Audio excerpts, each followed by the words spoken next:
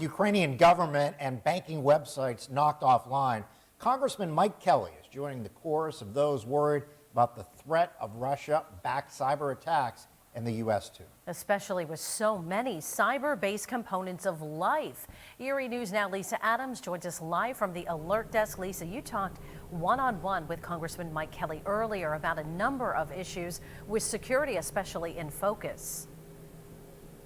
Well, good evening. That's exactly what Congressman Kelly is worried about, the potential vulnerability of just about everything we do, from work on our cell phones or on computers to our finances as individual Americans and in our shared economy.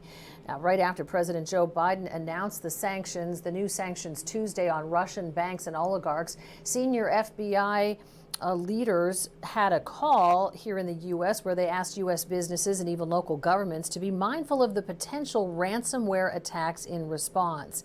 While Homeland Security here says there are no specific credible threats, it's all about vigilance in every sector of the U.S. economy right now.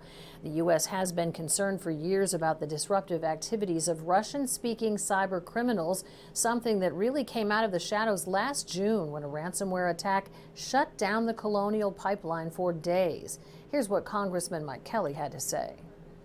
I know in almost every business you try to figure out what can I do to firewall whatever it is I do so I can't have people getting into it. When I first got to Congress, a guy named Mike Rogers said there's two companies in the United States right now.